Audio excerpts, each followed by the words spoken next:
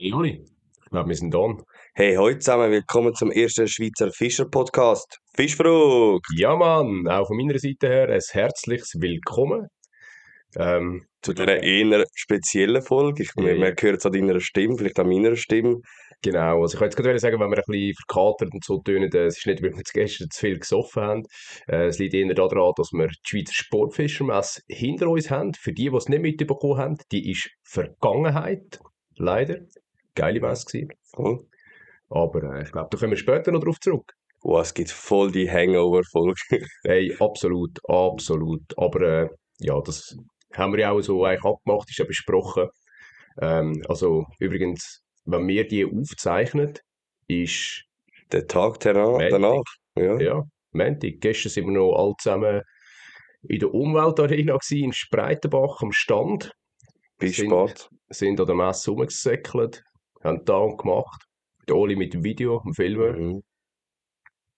Ja, Mann. Und jetzt hocken wir wieder bei uns im Keller, in unserem Podcast-Studio, in wunderbaren Anführungszeichen, und zeichnen jetzt da eine weitere Episode von unserem einzigartigen Schweizer Fischer-Podcast.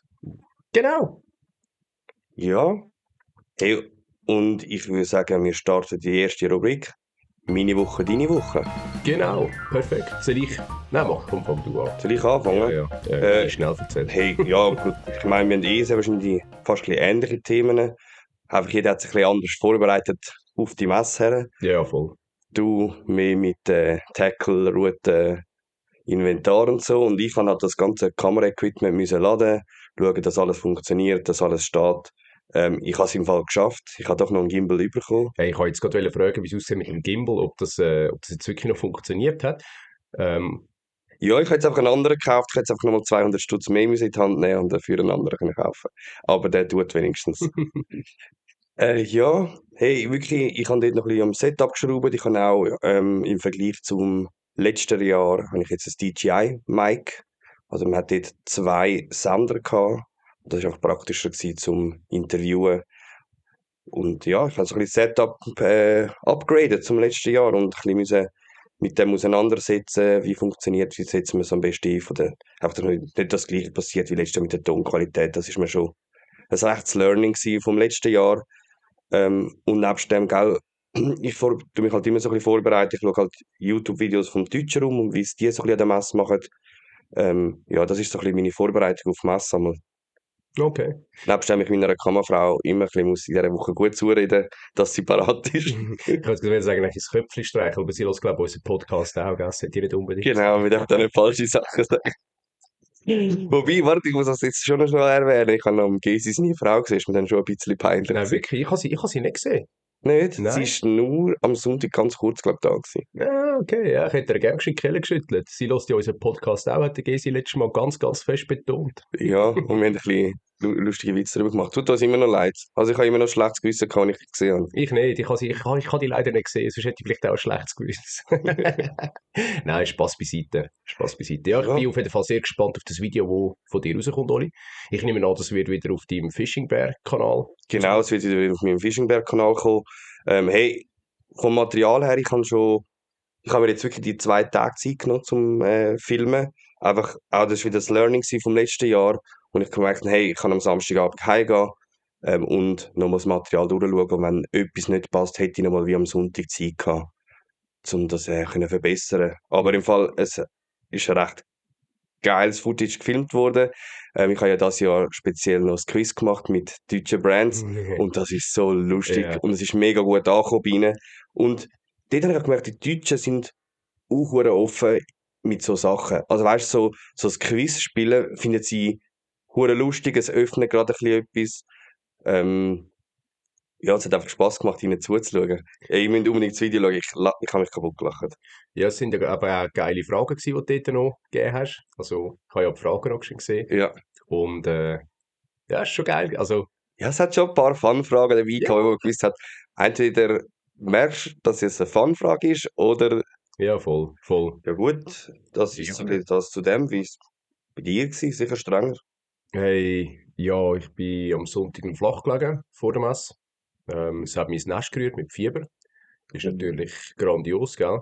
Mhm. Und da habe ich schon ein bisschen gebangt, irgendwie mag ich mit dem Vorbereiten auch nicht, weil hast ja noch Frau und Kind daheim. Das solltest du das eine oder andere machen und ich will mich ja nicht im Geschäft die ganze Woche krank melden, damit ich nachher einfach messen kann und allenfalls das Ganze noch nachschleichen.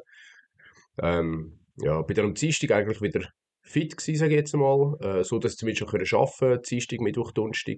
Aber wie es halt der Zufall hat wollen, der Kleine ist dann Mittwoch krank geworden, Der Fieber. Klassiker. Ja, es ist genial. Am Donnerstag hat dann die Freundin, also Zina, noch Fieber gehabt.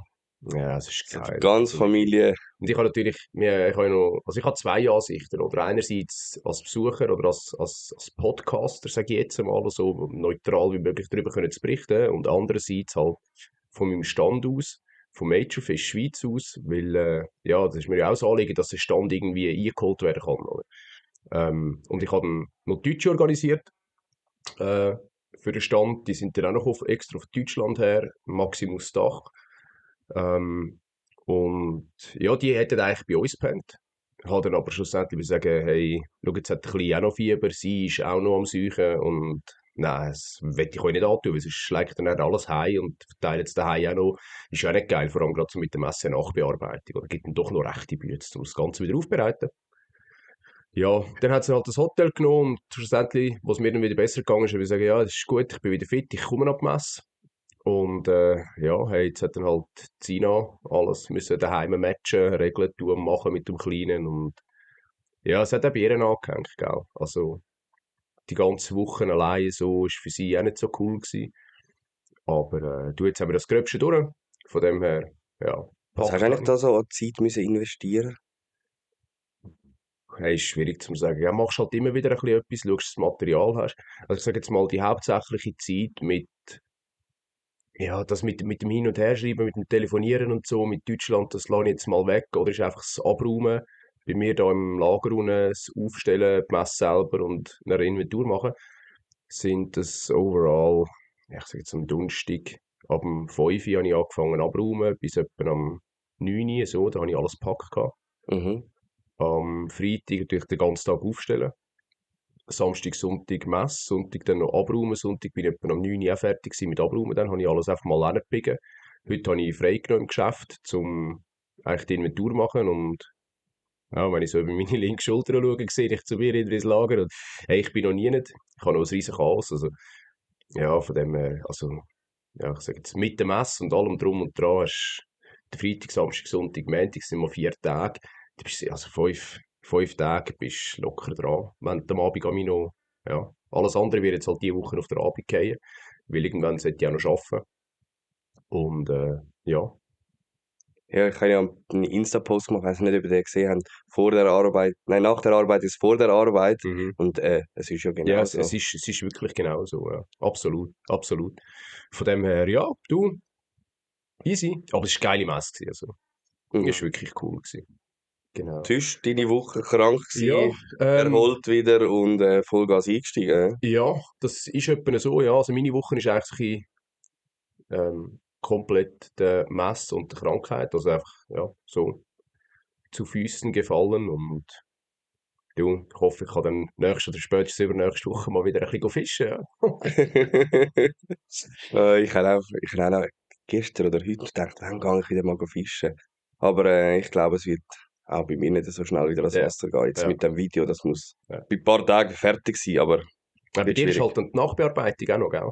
Die Vorbereitungen sind so ein bisschen so lala, machst du natürlich schon Gedanken, wie, wo, was.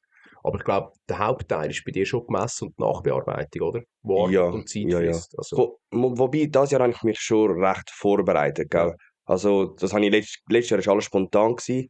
Ja, ein, zwei Fragen überlegt. Aber das Jahr eben habe ich mir überlegt, mit Quiz. Was will ich Mhm. fragen? Was will ich filmen? Ich habe auch das Jahr bewusst mich entschieden, zum andere Brands wie letztes Jahr befragen. Ja. Und ja, andere hätten, die ich letztes Jahr befragt habe, haben gesagt, oh, wieso bist du nicht bei mir vorbeigekommen? Und ja, es war schon noch krass gewesen, so, Mhm. dass man Mhm. das schon in Erinnerung hat. Aber ich wüsste nicht, ob ich das auch in 4 Tagen herbringen würde, dass Ja, ich alle könnte befragen. ja, Also, ja, ja, ja. ja, bei mir ist aber nachher schon jetzt nachbearbeitet, das wird locker 20 bis 25 Stunden kosten. Ja, das glaube ich gerne. Ja, Locker, ja. ja. Ja, Also bei mir, klar, wenn jetzt habe ich ein klares Drehbuch, ich weiss, wenn was kommt, vielleicht bin ich dann auch schneller. Also ja, letztes Jahr war es ja wirklich Freestyle gewesen. ja. Und dann habe ich ein bisschen so müssen zusammenfischen. Aber das Jahr, denke ich, wird ich auch schneller sein. Aber das Gleiche, es braucht seine Zeit. Ja, das glaube ich. Ja, ich bin da gespannt, was rauskommt vom Video her. Nimmt mich Wunder. Und ja, ich glaube, das sehen wir in dem Fall Der Druck ist da, der Druck ist spätestens da. in 2 Wochen. Boah, 2 Wochen, ich weiss Ja, nicht, komm on, hey, nein, die mal 25 das Stunden, die Ziel wäre bringst im du Fall, her. das Ziel wäre, dass es schon Anfang März würde rauskommen. Also ich habe ja also wie sagt man, einen Jahresplan gemacht, wann welches Video Ja, rauskommt. Es ist schon alles terminiert und es ist auf Anfang März angesetzt. ja, Ich perfekt. hoffe, ich kann die Timeline einhalten. Perfekt, weil nachher geht es ja direkt in die nächste Messe, oder? Friedrichshafen. Ja, aber Aber hey, ohne komm, Video. bevor wir zu der nächsten Messe kommen, würde ich sagen, gehen wir in die nächste Rubrik. Und zwar ist es die Rubrik Thema. Und als Thema haben wir heute Ja, der Hangover von der Schweizer Sportfischermesse 2024. 2024, sorry. 2004. Echt, habe ich gestern schon falsch gesagt. Genau. Ja, hey, für uns ist natürlich wichtig, von euch da draussen zu wissen, wie habt ihr sie gefunden? Ich werde am Schluss noch eine Frage stellen, die wir eigentlich vom GESI noch bekommen haben, für die Messe 2025. Aber die stelle ich dann am Schluss von dem Thema. Ich muss es schön notieren. Easy. Und Aber dann machen wir eine Umfrage wieder. genau. Aber als erstes hätte ich mal von dir wissen, Oli, hey, wie hast du die Messe gefunden? Was sind deine Höchst, was sind deine Tiefs gewesen? Und Boah, fangen wir beim Donnerstag an, oder? eins nach dem Beim anderen. Freitag. Hey, boah, ich bin ja schon am Donnerstag gekommen, nach dem Arbeiten. Ähm, ihr sind ja schon alle fleissig am Aufstellen gewesen. Neue Location ist mega krass. Also ich bin extra gekommen, wegen dem, zum schauen, hey, wie sieht es in der Umweltarena überhaupt aus? Ich meine, von Oberglatt haben wir jetzt gewechselt auf Spreitenbach in die Umweltarena. Und ich habe einfach gesagt, hey, ich muss unbedingt scouten. Ja, ich kann auch Drohnenschutz machen. Und ich habe einfach gesagt, hey, ich muss das unbedingt zuerst anschauen. Und dann bin ich am Donnerstag nach dem Arbeiten schön da auftaucht. Und ihr da schon alle fleissig am Arbeiten gewesen sind. Ja, ich habe nicht schlecht gestaunt. Und da hast du hinten dran gestanden und bist so, hey, hallo zusammen. Was, Oli, was machst du da? Ja, im Fall eigentlich hätte ich müssen arbeiten, gell, bis um 10 Uhr am Abend. Aber weil wir sind nur 3 im Team und die anderen 2 sind beide krank gewesen. Allein haben wir einfach die Regel, dass man den Treffen nicht macht. Und Ja, ja, dann habe ich einfach am Morgen geschafft und dafür habe ich dann früher noch eine Feierabend machen. ja, geil. Ja, voll. Aber du hast schon ziemlich im Arsch ausgesehen, als ich gekommen bin. so, Danke, so danke für ziemlich das so mit den Kompliment. Nerven am Ende. Ja, es ist auch ganz das Huren Aufstellen, also, es ist nicht irgendwie das Körperliche oder so, gell? Also, es ist wirklich, ist Psyche, es ist Mhm. Brainfuck, oder? Mit dem Vorbereiten hast du alles, ist alles richtig, stimmt der Plan, weil du machst dir ja schon irgendwie Gedanken, wie richte ich den Stand ein, oder? Du gehst nicht einfach hin und stellst einfach auf und sagst, ja, und das ist es. Sondern ich habe es so schön, so ein bisschen, fast ein bisschen akribisch gezeichnet, probiert so genau wie möglich zu vermassen, detailgetreu. Ja, und hey, je nachdem hast du halt dann wieder andere Vorschläge. Ist ja cool, weißt du, wenn sich die Leute einbringen und sagen, hey, meinst du es nicht schleuer, wenn so und so? Ja, scheiße, stimmt, weil sie kommen ja so und das sieht ja dann anders aus. Ich bin ja noch nie in dieser Umweltarena gewesen, in dieser Halle rein. Ich bin nur mal im Restaurant gegessen, mehr nicht. Mhm. Und dann ist es halt so ein bisschen, ja, scheiße, jetzt ist es irgendwie, machst du dir ein Bild, denkst, der Stand sieht hure geil aus nachher, weil das geht genau so auf, da können wir das Lager machen, da haben wir das, da haben wir dieses. Und nachher siehst du, ja fuck, die Stege ist ja hohl unten durch. Wenn wir jetzt Lager machen, dann kann jeder hinter unserem Rücken dort Zeug rausnehmen, das willst du ja auch nicht unbedingt. Und das Regal passt nicht da hin, weil das Maß doch anders ist. Und du denkst, hey, nein, wollen mich verarschen. Ja, Genau darum bin ich, also bei mir ist es ja etwa ähnlich mit dem Video und darum habe ich gefunden, hey, am Donnerstag, ich muss kommen, schauen, wie das ja, aussieht. Wer wo steht, ist mir auch wichtig gewesen, weil ich habe mir ja aufgeschrieben, mit wem ich Interviews mache, mit wem ich das Quiz mache, dass ich nicht einfach lang muss suchen. ja, Und ich bin auch gekommen, um schon mal mit den Leuten ein bisschen warm werden, sagen, hey, ich meine, die einen haben mich ja nur per Mail Kontakt gehabt, gerade so eine Rolle vom Kayak Point zum ja, Beispiel, dass ja, man schon mal gesagt hat, hey, ich werde denn der, wenn ich dann da stehe, weisst, wer ich ja. bin. Ja, so ein bisschen das. Und ein bisschen schnacken ist noch lustig gewesen. Ja, das ist eh geil, gell? Ist für dich auch ein Networking, oder? Mhm. Was ja eh sensationell ist. Und obwohl halt beim Aufbau die meisten vielleicht ein bisschen gestresst sind, ein bisschen, ja, auf Nägel Also und ich habe es recht relaxed erlebt. wirklich. Ja. Ja, okay. bin ich der Einzige, der so gestresst war. Ja gut, aber gell, ich habe gewusst, dass du eine Woche krank bist. Ich meine, wer wundert es? Ja, klar. Aber Also ich, eben, wie du sagst, ein gewisser Maß Druck ist da, ja. wo, Also ich wo bin du immer... hast. Und ich hab das auch gemerkt. Also bei mir ist es vielleicht dann erst am Samstag gekommen, gell? Der Donnerstag ist für mich, ja, ich kann jetzt einfach mal schauen. Aber ich hab schon auch einen Druck dann am Samstag Also gehabt. der Freitag, nicht der Donnerstag. Ja, sorry, ich gehe nicht mehr davon aus, dass die Messe 3 Tage ist. Nein. Alle anderen sind Vielleicht 3 einmal. Tage, aber in der Schweiz 3-tägige Messe, ich glaube, das würde keiner überleben. Das wäre mein Tod wahrscheinlich psychisch. Ich würde mit einem Burnout irgendwo im Ecken liegen, mit der Bierdose um mich herum und... Und du hast keine Route mehr gehabt zum Verkaufen, glaube ich. Hey, ja, das ist... Ja. Ich hätte sicher nicht mehr die richtige dabei gehabt. Ja. Wie hast du denn sonst noch den Donnerstag erlebt? Der Freitag. Der Fahne. Hey, ich muss so viel schneiden. Aber merkt ihr, ich bin durch. Ich habe so viel müssen reden. Ja. Ich glaube, ich habe schon lange nicht mehr so viel geredet. Ja. In 3 Tagen. Nein, der Freitag... Also ich habe eigentlich... Gell, es ist irgendwie... Mir war immer, die Halle geht um 7 Uhr auf. Und ich dachte, ja gut, dann Am bin ich... Morgen. Am Morgen, ja. Dann bin ich um 7 Uhr dort, oder vielleicht 7:30, so lange die eigentlich zum Aufstellen, gell. Mhm. Und am Donnerstagabend habe ich dann einst das Mail angeschaut, das Gesi gemacht hat, der Ralf. Und da ist irgendwie gestanden, ja, die Halle geht um 6 Uhr auf. Kommt doch genug früh, weil es hat nur einen Warenlift. Fuck, man, willst du dich verarschen? Du musst noch runter, musst noch einen Warenlift nutzen. Weißt du, du kannst nicht einfahren. Weil sonst in Deutschland, in Friedrichshafen oder bei der Aquafisch, ist ja Friedrichshafen, Mhm. in Augsburg, hast du schön können einfahren. Und ich habe nicht gedacht, ja, ich kann jetzt mit meinem Transporter, kann ich schön einfahren, an meinen Stand hin, stell dich dort hin und kann alles zum Auto ausladen. Ja, denkst du, ja. Gut, aber Hey. das ist halt auch in Deutschland eine Messehalle, die nur für das konzipiert ist, oder? Ja, gleich, trotzdem. Habe ich gedacht, ja, kannst du vielleicht bei der Umweltarena, aber kannst nicht, oder? Steht dann extra, die Halle darf nicht mit den Autos befahren werden. Da dachte ich, ja, geil. Also gut, dann, den Wecker genommen, 5:30, 4:45, 5:30 bin ich dann aufgestanden und bin dann los. Ich habe das Büsschen schon am Abend geladen, am Donnerstagabend. Und dann bin ich irgendwie um 5:45, glaube ich, so umeinander, bin ich dann bei dieser Umweltarena gewesen und habe mal angefangen aufzustellen. Die ersten Helfer sind dann auf die 7:30 oder so gekommen. Die Milan, hey Milan, danke dir viel mal an dieser Stelle, dass du helfen aufstellen. Sehr geil. Der hat extra freigenommen im Geschäft, dass er mich kann unterstützen kann. Nicht schlecht, hä? Hey, schätze ich sehr, mega viel. Danke vielmals. Ja, und dann ist es losgegangen, ja. Und das ist halt immer so ein bisschen, gell, am Anfang ist einfach so ein bisschen das Auto ausladen, bis du mal alles drinnen hast, ist verdammt mühsam. Vor allem, wenn du weißt, du musst noch das zweite Mal fahren. Ist so ein bisschen, ja Scheiße, mag ich echt wirklich durch. Am 8 Uhr am Abend macht die Halle wieder zu. Aber er ist super gegangen, also. Und der wahre Eingang war dort hinein, wo Minicota war, oder? Mein Ganz. Kota dort beim Notausgang, bei der schwarzen Tür, eigentlich gerade dort hinter dem Rolli, dort wo der Golf ist. Also schon nicht so weit Dort oben, sind die rein. unten dran, wo das Fisch und CH-Boot war, bei den WCs. Ah ja, okay. Nein, Dort ich ist hätte am wahr. anderen Ende gesagt. Ja. Okay. Dort war auch ein Eingang. Du Ja. hast 2 Eingänge gehabt. Aber ich habe meinen Stand unten für gehabt, gerade im Eingangsbereich, von dem her, ja. Okay. Ja. Nein, darum, der Freitag ist bei mir eigentlich relativ schnell rum, irgendwie. Trotz dem kranken Kind daheim, gell? Das war immer irgendwie so im Hinterkopf gewesen, aber irgendwie musst du einfach können, musst irgendwie können abstellen, musst irgendwie können einfach probieren auszublenden, so gut wie es geht. Ja, aber du, es hat funktioniert.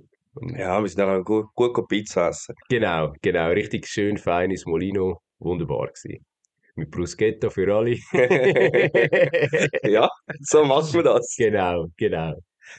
Ja, und dann der Samstag. Ja, ich war nervös gewesen am Freitagabend. Ja. Shit, ich habe im Fall hure schlecht geschlafen. Ich habe Hey. vielleicht, wenn es gut kommt, 2 Stunden geschlafen. Nein, ich schon mehr. Nein, ich schon mehr. Ich habe etwa 6 Stunden geschlafen. Weißt du, Aber das ist bei mir immer. Ich spiele es irgendwie immer durch. Hey, weißt du, so ein bisschen, du hast irgendwie, wie so, immer so das Drehbuch, habe ich immer durchgespielt. Okay. Und irgendwann sagst du so, okay, Oli, jetzt hast du es einmal durchgespielt, jetzt hast du es das 5. Mal durchgespielt, jetzt ist gut, jetzt darfst du schlafen. Und es hört nicht auf zu denken. Dann denkst du, okay, gut, jetzt höre ich auf. Und dann denkst du, oh, warte, Enrico, muss ich noch das fragen, das könnte ich noch so filmen. Und es hört einfach nicht auf. Und dann kommt, fuck, habe ich eigentlich die Kamera eingesteckt? Ja, wirklich. Wirklich, ja. Und dann schaust du auf die Uhr und es ist 6:30 und du willst eigentlich gehen. Ja, und ich habe mir wirklich das mal früh genug angefangen, Powerbanks laden, Ja. eine Kamera laden, Gimbal laden. Ich bin eigentlich vorbereitet gewesen. Ich habe Ja. alles eigentlich auch schon am Freitagabend gepackt gehabt. Ich habe nur noch den Rucksack nehmen und gehen. Ja. Aber gleich, ja, die Gedanken machst du gleich. Ja. Hast du Kabel dabei, hast du das, hast du genug Speicherkarten? Ja. Der Kopf war nur am Denken gewesen bei mir in dieser Nacht. Okay. Bei mir war es einfach so ein bisschen, gell, ich bin dann halt wirklich im Ausstellermodus gewesen und für mich ist einfach das Wichtigste, der Stand, den muss ich draussen haben. Einfach Ja. den Standpreis muss ich draussen haben, der Standpreis mal 2, oder? Weil irgendwo kostet das Material noch, oder hast du sonstige Kosten und alles. Das willst du draussen haben. Das willst du einfach, das willst du können einholen, weil wenn du das nicht einholen kannst, dann ist es einfach keine erfolgreiche Messe gewesen. Und nur fürs Marketing so viel Geld in die Finger nehmen, nein, mache ich nicht, will ich ja nicht, will ich ja nicht. Für das, nein, nein, ist es mir einfach nicht wert. Und das war so ein bisschen der Punkt gewesen am Freitagabend, wo ich dann, muss sagen, hey, fuck, kommen echt wirklich genug Leute? Weil es ist eine neue Location. Es ist nicht mehr einfach in Oberglatt, in Zürich, wo Zürich eigentlich ja das Mekka ist, sage ich jetzt einmal, oder Dreh- und Angelpunkt. Dort sind alle Fischer irgendwie, ja, Ja, und alle haben es ja gewusst, seit Schweizer Sportfischermesse gibt, ist sie in ist, Oberglatt gewesen. genau, ist in Oberglatt die kleine Riedhalle gewesen und, hey, ich bin so nervös gewesen, hey, ich bin so nervös gewesen. Aber irgendwann bin ich dann gleich weggepennt und, ja, dann ist der Wecker ab. Immerhin.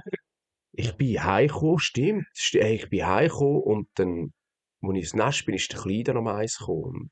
Und Zina war dann noch an der Fasnacht gewesen. Oh shit, ja. Ja, Hat der Papi mich so ausstehen? ja. Und ich dachte, nein, der Kleine fiebert wieder am Freitag ist verliebt. Hoppala, hä? Da bewegt sich noch etwas in der Kiste. Freitag war ja noch fieberfrei gewesen, den Tag durch und am Abend ist es wieder losgegangen. Ich dachte, nein, komm. Jetzt ist er extra heimgekommen. Ja, damit ich pennen konnte. Ja, Ja, und dann war dann war Samstag es gewesen. Samstag gewesen. Dann ist es Samstag Und gewesen. wir alle pünktlich am 8 Uhr dort gestanden, selbst ich. Ja, Hä? Hast du das gesehen? Ich bin am ja. 8 Uhr dort gestanden. Ich auch. Aber ich habe noch einmal heim müssen. Ich habe das Sum-Up vergessen. Wir konnten nicht mit Karten zahlen. Dann. Oh, Nein, das war nein, bitter heim gewesen. müssen. Zum Glück sind es nur 20 Minuten im Fall. Mhm. Hey, so Schwein kann man. Ich habe gemeint, ich habe alles dort lassen. In der Regel lasse ich es immer dort am Vorabend. Ich nehme Ja. mein Zeug mit. Das Einzige, was ich mit heimnehme, ist das Tablet, das ich klaue, aber das Sum-Up-Gerät.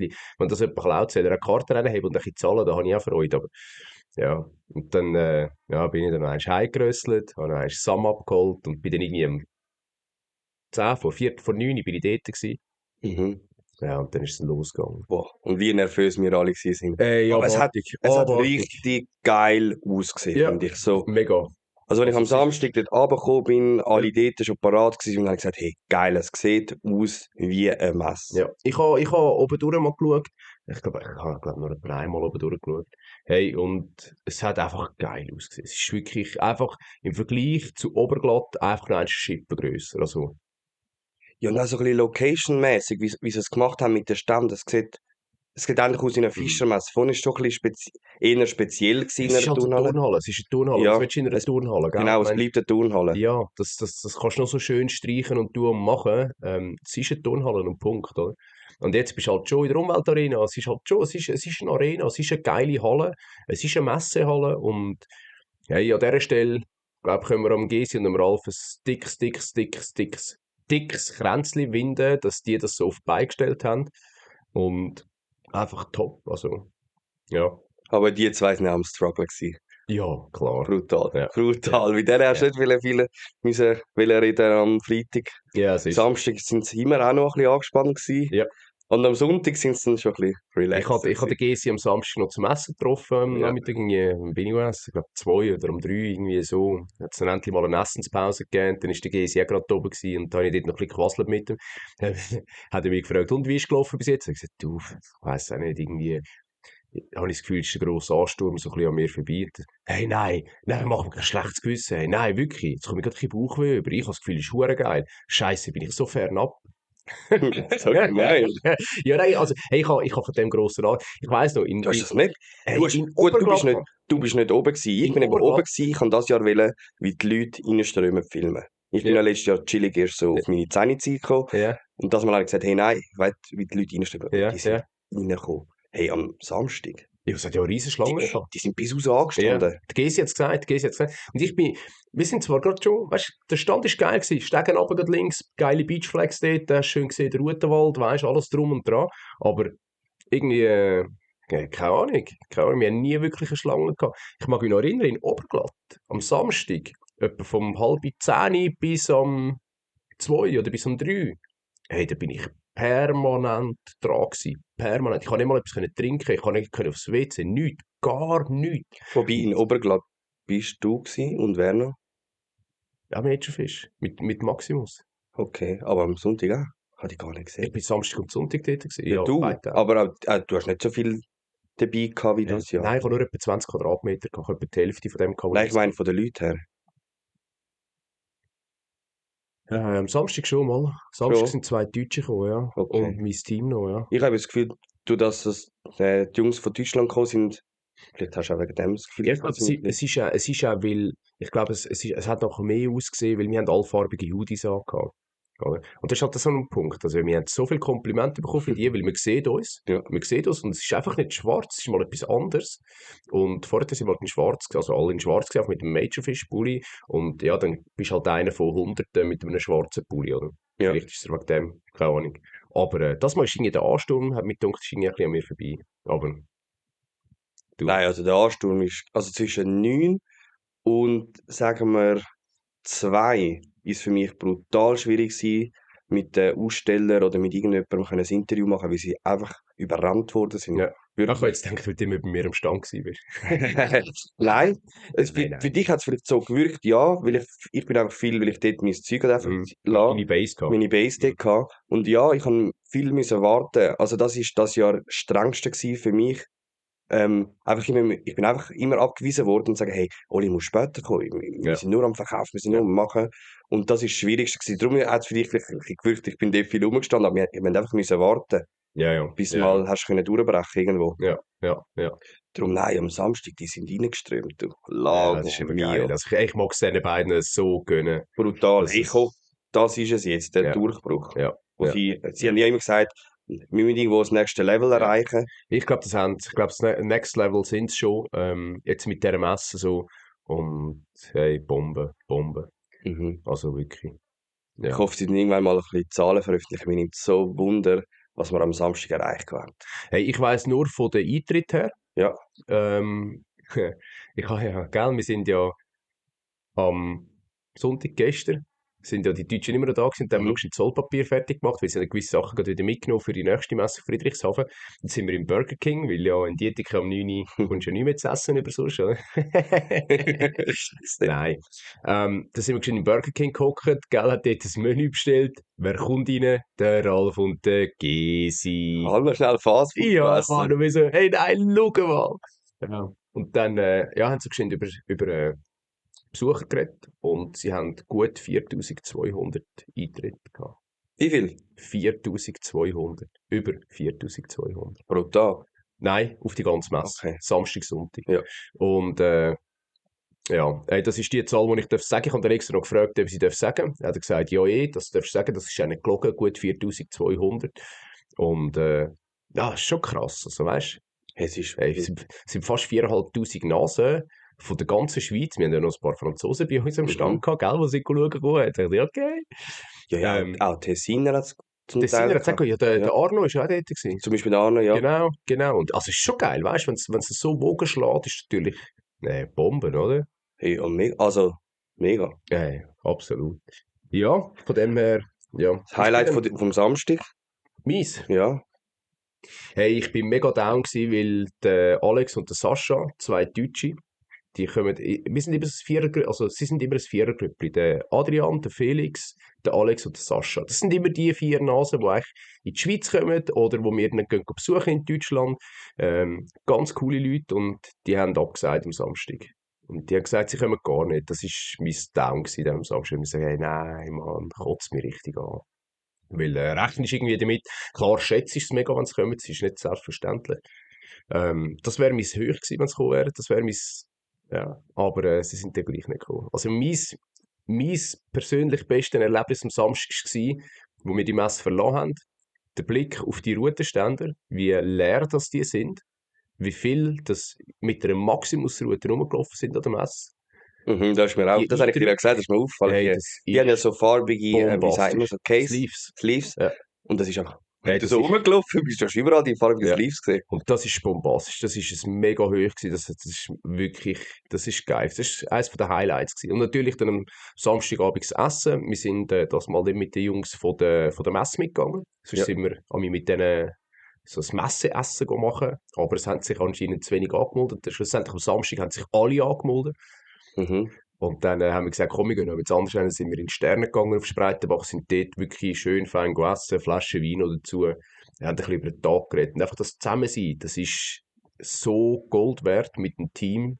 Wenn du einfach kannst, über den Tag, dann kannst du so ein bisschen rekapitulieren lassen, oder?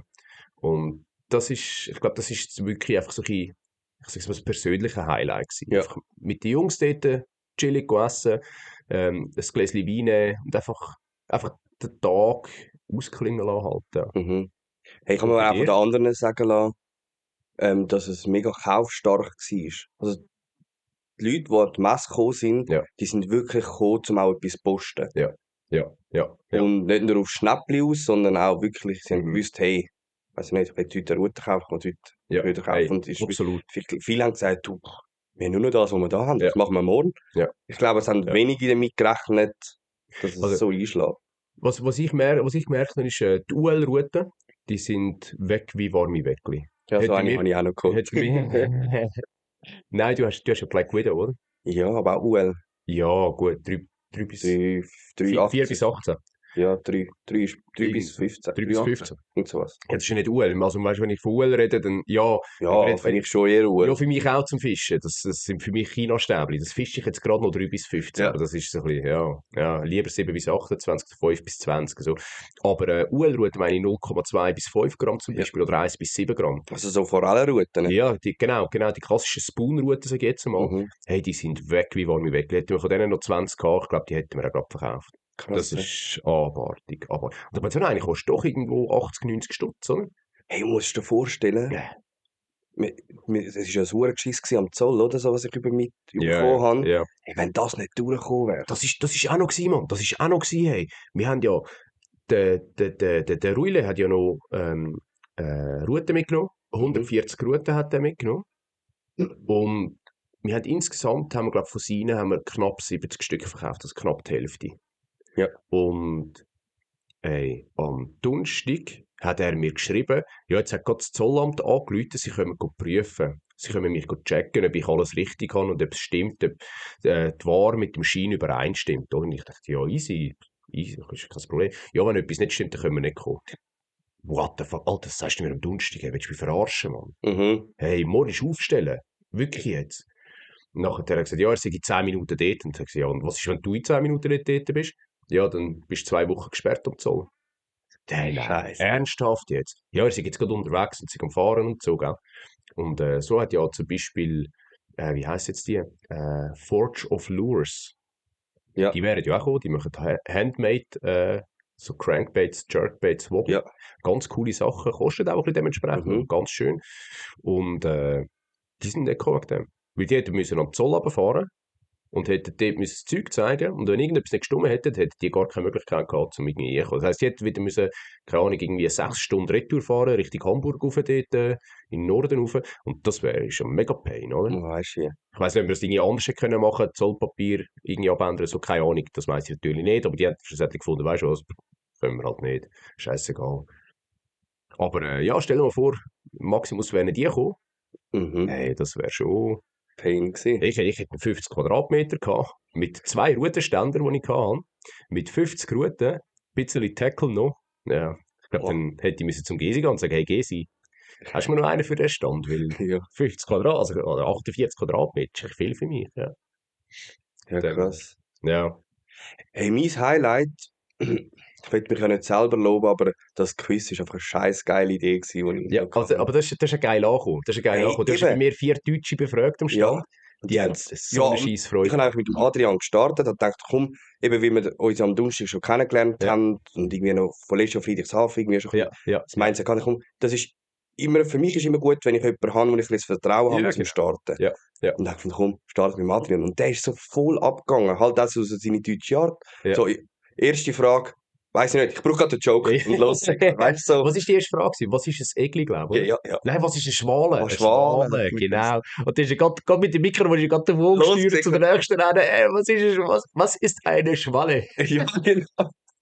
Ja, und ich habe gemerkt, hey, das ist so gut angekommen mit denen, die ich das gespielt habe. Ich habe das so lustig gefunden. Das ist schon ein bisschen mein Highlight gewesen. Ich sage, hey, eben, das ist eine coole Idee gewesen. Nicht nur Ja. Sachen zeigen und Neuheiten präsentieren, sondern... Ja, und nicht nur ein Interview machen, sondern Ja. wirklich eine Frage stellen, ins Lebiges. Aber hey, tu nicht zu viel Spoiler. Ja, tu voll, nicht zu viel ich Spoiler. darf nicht zu spoilern. Und nebst dem muss ich einfach sagen, hey, ein Shoutout an meine Frau, die das wieder mitgemacht hat. Das ist also für mich schon das Highlight, dass ich mich einfach wirklich nur kann aufs Moderieren sozusagen konzentrieren und alles, was Filme angeht, sie im Griff hat. Und einfach sagt, hey, scheiße gewesen, mach nochmal. Ja. Also wirklich, das ist schon mein Highlight, dass ich das habe. Ja, nice. Voll. Nice. Cool. Ja, hey, und dann ist der Samstag, glaube ich, auch schon wieder Geschichte, oder? Wow, ich bin am Samstag easy noch gegessen, ich bin nur noch heim. Wir sind noch gegessen. Und ja, ich habe noch gewusst, ich muss noch Material sichten. Wir haben noch 2 Stunden Material durch. Also ich wäre auch am liebsten heimgegangen, ehrlich gesagt, weil es ist bei mir auch ist irgendwo Ende Gelände gewesen. Ich habe gemerkt, ich bin so ausgelaugt. Ich habe gar keinen Hunger gehabt, obwohl gut, wahrscheinlich wegen dem, ich habe erst irgendwie um 2 oder um 3 Uhr zum Mittag gegessen, gell? Und ja, irgendwie habe ich mir gesagt, ja, ist glaube okay, passt, aber... Gut, wenn ich gehört habe, was andere ein bisschen gemacht haben, so mit Trinken und so, das wäre sicher auch lässig gewesen. Okay, ich darf momentan nicht trinken, weil ich auch Wetterlau am Laufen habe, aber ich wüsste auch nicht, ob ich mögen hätte. Ja, also, ich habe dir kann immer wieder wieder ein Bier angeboten und du hast ja kein Welle, bist völlig selber schuld. Ja. Übrigens, alle die bei mir ein Bier bekommen haben am Stand, ist gern geschehen natürlich. Ja, nächstes Jahr dann ist es wieder anders. Ja, nächstes Jahr gibt es dann Kaffee bei mir. Nein, nein, vergiss es. Ja, Ja. ich habe einen 24er Moretti und ein 24 Feldschlösschen durchgelassen. Hast gut, Feldschlösschen hätte ich das Loch abgelassen, aber... Ja, ist ja auch irgendwo das Loch ab.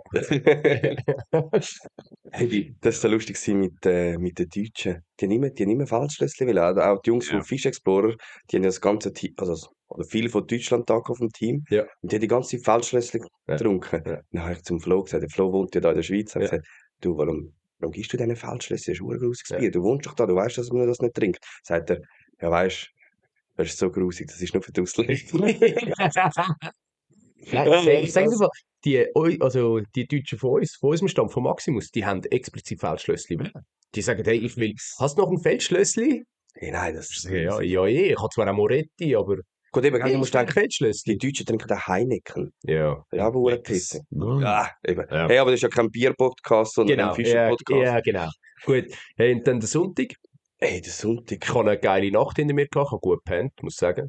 Wow, ich habe wieder Scheiße gepennt. Nein, ich habe super gepennt. Ich habe, ja, wie ich gewusst wird Bombenmesse jetzt, bin ich wirklich überzeugt gewesen. Wir haben höhere Ziele gehabt. Wir haben das Ziel am Samstag haben wir nicht erreicht, aber bin ich guten Mutes gewesen. Die anderen sind alle völlig entspannt gewesen und haben gesagt, hey, das holen wir, das packen wir.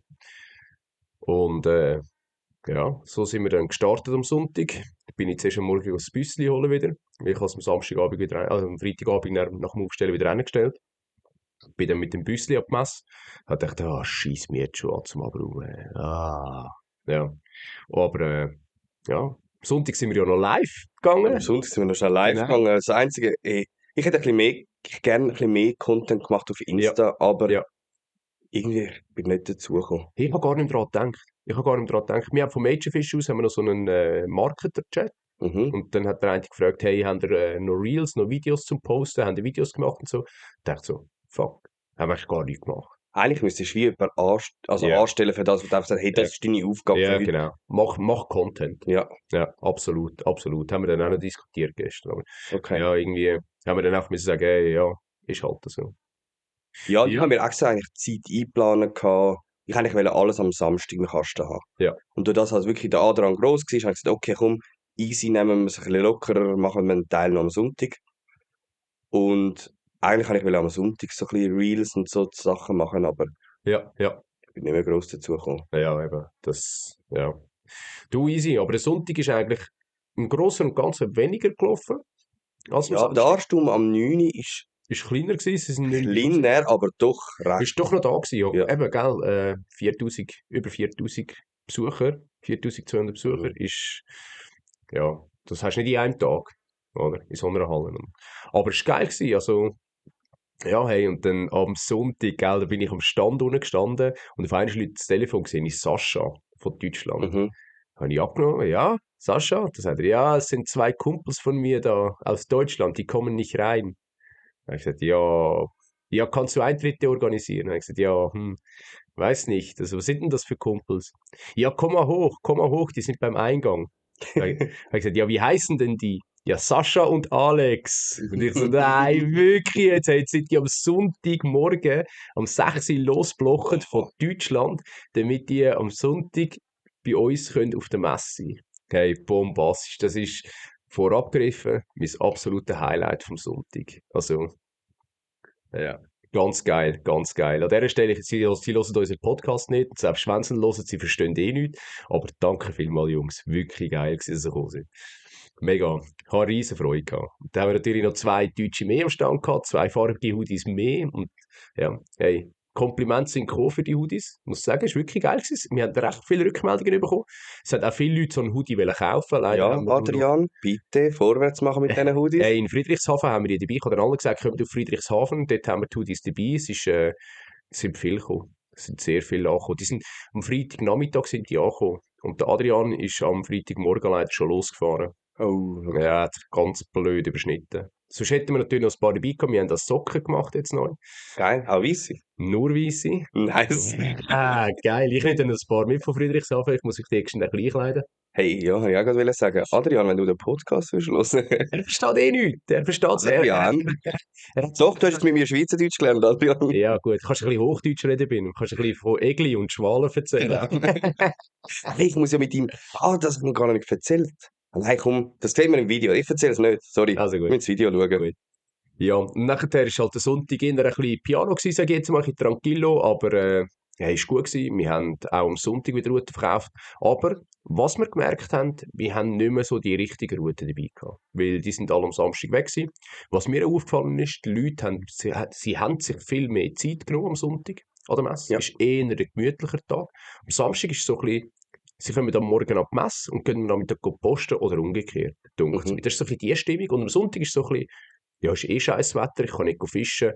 Ja, komm, ich gehe ab die Messe und gehe so ein bisschen hängen dort, chill so ein bisschen, schaue ein bisschen rum. Vielleicht finde ich irgendetwas, was mir passt. Eigentlich will ich ja nichts kaufen, oder? Das ist das klassische Ikea-Prinzip. Und schlussendlich gehen sie mit vollen Händen raus. Aber ja, nein, sonst, ja, Sonntag habe ich eigentlich easy gefunden, wirklich, muss ich sagen. Ja, für mich war der Sonntag nicht so easy gewesen. Gleich stressig. Oder auch der gleiche Druck wie am Samstag. Mhm. Weil eben, ich habe halt viele Interviews übergeschoben. Und durch das ich noch Materialsichtung gemacht habe, habe ich gemerkt, hey, das und das fehlt noch, dort Ja. und dort musst du noch ansetzen. Und dann bist du wie so, also ich habe eigentlich nur einen Plan gehabt, wenn ich das muss alles abarbeiten. Ich habe dann erst so gegen, was habe ich so, um 2 habe ich erst so fertig gemacht und dann wirklich noch ein bisschen können netzwerken. Aber sonst, bis dahin bin ich Vollgas noch dran gewesen. Gut, das ist das Geile, wenn du 2 Tage gehst. Dann kannst du es ein bisschen aufteilen, oder? Du kannst sagen, hey, komm, ich mache mal am Samstag so ein bisschen das, was ich sicher will. Ja. Und dann schaue ich es an. Und das, was scheiße ist, mache ich dann am Sonntag noch einmal. Und dann kann ich am Sonntag auch noch ein bisschen den Rest machen. Mhm. Aber es ist cool, wie viel Mal ich eingeladen worden bin. Ich kann jetzt am Thunersee, ich kann auf den Zürichsee. Ja, Ich bin an jenste Messen eingeladen worden. Und das ist schon mega cool gewesen. Ja, So, ja. ja. Bei mir ist am Sonntag auch noch einer mit der Kamera gekommen. Ja, den habe ich auch gesehen. Hat aber so kleine, gell? Ja, so eine GoPro. Ja. Clint Fishwood. Sagt ihr das etwas? Nein. Aber ich habe das Gefühl gehabt, ich habe das Gesicht schon mal gesehen. Aber ich habe nicht mit ihm gross geredet. Ja, Ich habe ja. andere Sachen zu tun gehabt. Ja. Hey, mein Highlight vom Sonntag. Puh. Schwierig. Was ich mega überrascht bin, für mich ist ja der Enrico Di Ventura und der Johannes Gasser, sind so ein bisschen die Idol ist jetzt vielleicht ein grosses Wort, aber so die YouTuber, die ich regelmäßig schaue Ja. auf YouTube und wenn du mit denen einfach so auf dem Bänkchen hockst und normal redest, so wie wir zwei, Mhm. so merkst du so, hey, das sind einfach normale Fische, normale Menschen. Und ich weiss, letztes Jahr habe ich mir brutal in die Hose gekackt. Ich habe so zittert am ganzen Körper, wenn ich mit Enrico ein Interview geführt habe. Und das Jahr war es einfach so gewesen, hey, ich habe einfach mit ihm ein Interview gehabt, wir haben erlebt über seine Route geredet, wir haben das Ja. Quiz gespielt und es war mega lustig gewesen, weißt du, so, das ist vielleicht so mein Highlight, so ein bisschen merken, hey, es sind auch nur Menschen. Ja. Das war schön gewesen. Ja, ich bin Ja, das ich bin, ist glaube cool. 2 Stunden dort mit dem Johannes gewesen und Schön. wir geschwatzt. Ja, Ja. sehr schön, sehr schön. Cool. Hey, hast du den Oschi gesehen an der Messe? Hey, nein. Gell? Ich im Fall auch nicht. Aschi. Aber ich weiss, wo die Pfeife Ja, war. ich auch, Mann. Ich auch. Ich wäre auch gern gegangen. Also, Aber Aschi, was ich dir im Fall noch wollte sagen, und das hat gefehlt am Samstag. warte, ich weiss was. Hast du eine gute Vertretung gehabt durch deinen Brüder? Nicht das? Ah, Nein. okay. Aber hast du gleich eine gute Vertretung gehabt durch deinen Brüder? Okay, Oli, was hast du denn sagen? Eine Abrissparty wäre es also schon gewesen. Nach dem Erfolg von dieser Messe hätte es eine Abrissparty Ja. schon verdient. Stell dir mal vor, es hätte eine gegeben und der Aschi wäre nicht da gewesen. Das wäre lustig gewesen. Wow, das wäre Nein. echt Asi, hey. Ja. Also, Ich klar, habe noch mit ihm im Fall ein paar Tage vorher geschrieben, kann ich jetzt da schon so offen ja, sagen. es wäre seine Schuld, also es Wo wäre sein er Fehler. geht ja lieber auf Köln an Karneval. Ja. Also Prioritäten muss man setzen im Leben. Definitiv. Aber Hey, und es ist kein Gucken gekommen. es ist kein Gucken gekommen, ja. Das haben wir der Gysi am Samstag auch gesagt, zum Mittagessen. Ich gesagt, hey, es ist noch keine Guckenmusik gekommen. Ich gesagt, ja gut, wahrscheinlich sprechen wir das falsche Zielpublikum an. Oder ist irgendjemand von euch da draussen in einer Guckenmusik, wo auch noch fischt? Wäre natürlich nice, wenn wir das wüssten. Und zwar gerade, warum sind ihr nicht gekommen mit der Gucke? Das wäre doch cool gewesen. ich habe schon gedacht, vielleicht kommt jemand sicher so aus Jux. Hey, ich habe es Aber auch gedacht. das wär Aber ja. Das wäre richtig geil gewesen. Stell dir vor, die wären so oben, hätten sich so Auf der oben Galerie dort verteilt. versammelt und Boah. dann gespielt, das wäre hure geil gewesen. Weißt du, ich hätte das gehalten. Das wäre wirklich geil gewesen. Aber du schlussendlich, ja, was mich sehr gefreut hat, ist, wir haben ja noch das Gewinnspiel gemacht gehabt, im letzten Podcast. Du meinst von mir? Ich hätte gesagt, du redest wieder von Mädchenfisch. Nein, von uns. Ja. Wir haben ja das Gewinnspiel gemacht gehabt im letzten Podcast und die Leute sind alle schön Heu sagen gekommen und Danke sagen gekommen. Also, stark. Ja, Hut voll. ab. Danke vielmals. Cool, sind ihr vorbeigekommen. Schön, habt ihr mitgemacht. Und ich hoffe, auch ihr habt die Messe natürlich mega können geniessen als Besucher. Und ja, auch eure Erwartungen sind übertroffen. Und ich hoffe vor allem, ihr habt eure Taschen gefüllt und euer Sackgeld liegen lassen dort. Ich hoffe, sie haben uns nicht unsympathisch von dem Real Life. Ich habe Ich von dem glaube es nicht. Ich Ich bin im Fall oft angesprochen worden auf dem Podcast. Ja, ich Mega auch. viele Leute feiern den. Ich finde das so geil. Hey, dass ihr euch das euch getraut zum Sagen. Ja, Ich und finde vor so allem- Feedback-Kultur in der Schweiz Da dürfen wir noch ein bisschen mehr leben. Da muss ich gerade geschwind am Dani Danke sagen, am Dani Westin Fishing. Ich bin geschwind durchgelaufen durch die Messe, bin nachher geschwind zum Westin stand und gesagt, Dani, hoi. Und hey, der Dani hat gesagt, wir machen einen geilen Podcast, so etwas hat die Schweiz schon lange gebraucht. Und er hat auch schon mal mit dem Gedanken gespielt, ist aber auch nicht so der alleinige Treiber und vor allem, gell, er hat natürlich mehr als genug zu tun mit Lungern. Er hat gesagt, er macht das wirklich geil und sei wirklich top weiter so. Danke vielmals, Dani, an dieser Stelle. Stark, Hey, stark. und ich bin auch mega von vielen Leuten angesprochen worden. Und das hat Ja, ich vor allem, denke, hey, cool, es wird wirklich gelebt. Und wenn die nächste Episode rauskommt, Ja, hat uns das viel ist- gefragt. Gell? Ja. Hey, und weißt du was? Wir haben ja da die Frage an Ralf und an Gesi, wer fischt besser, der Johannes oder der Enrico? Ja. Der Johannes lässt unseren Podcast. Nein, wirklich. Ja. Hat er Schön, sie angesprochen? schön zum Gesi gegangen, da hat man einen reingedrückt. Geiler Sieg, Da hat's die Gesi. geiler Sieg, Johannes. Sag stark. Ja, Hey. herrlich. Hast du noch etwas zum Sonntag? Hey, nein. Was ich noch wollte sagen ist, wir haben... nein, ich kann nichts mehr. Dann so ein bisschen, wenn wir mal noch ein bisschen drüber reden, so ein bisschen Änderungswünsche oder wo siehst du, haben wir noch Ja. Potenzial? Ich meine, Messe ist jetzt, hey, es ist eine richtig geile Messe gewesen. Wir wollen das jetzt überhaupt nicht schmälern, Ja, aber ich denke, wir können fürs nächste Jahr schon noch 1, 2 Sachen rausholen. Ja, ich glaube es auch. Also was mir vor allem aufgefallen ist, und da rede ich jetzt aus Sicht vom Aussteller, Mhm. die Stände sind geil gewesen. Hat mir gepasst. Ich habe ganz einen geilen Stand gehabt. Andere, auch Stucki hat einen geilen Stand gehabt. Aber es gibt Leute, die haben im Fall nicht so einen geilen Stand Ja. gehabt. Und zwar ist es der Krigi Goldfish mit dem BFE-Team gewesen. Ja. Mega schade. Der ist mit im Ecke hinein gewesen. Der hat so wenig Leute gehabt, die haben noch extra eine Beschilderung machen, gerade so hinter dem Boot. Sehr schlecht Welt gewesen, von mir aus gesehen, Aber weißt du, was organisatorisch. ist dort der Fehler? Das hätte man müssen an die Scheiben an tun.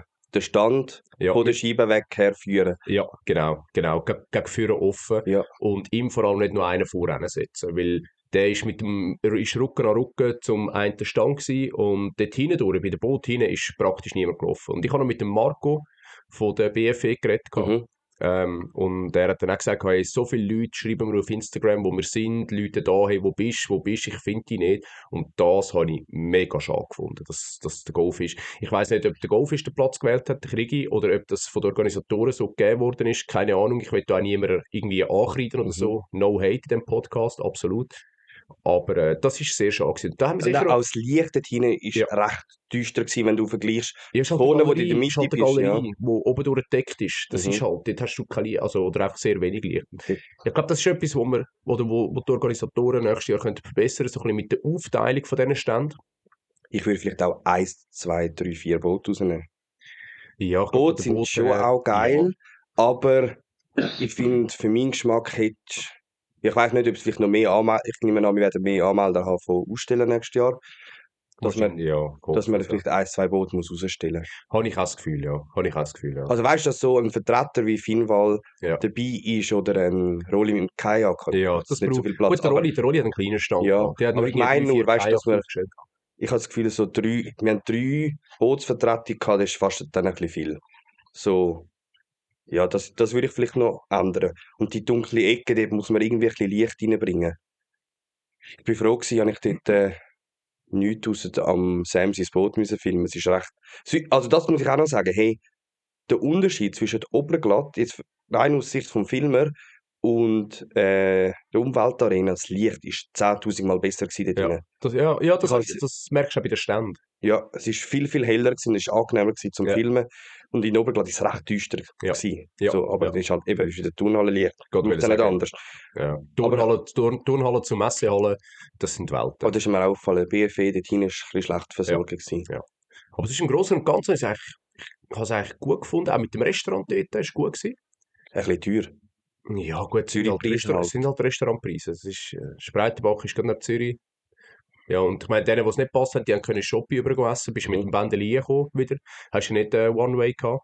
Einmal rein und wenn du draussen warst, kommst du nicht mehr rein. Mhm. Von dem her, ja. Nein, es ist im Großen und Ganzen, ich habe es eigentlich ganz eine geile Messe gefunden, wirklich. Jetzt nicht nur aus Sicht vom Aussteller, Ja, sondern auch allgemein, wenn ich durchgelaufen bin. Es hat coole Stände gehabt. Es hat namhafte Marken gehabt. Es hat auch Marken gehabt, die nie oder noch nicht kennt hast, wie Swiflo zum Beispiel, habe ich gar noch nicht kennt. Finde ich noch relativ eine geile Rolle. Für ja. Anfänger finde ich auch einen wichtigen Zusatz.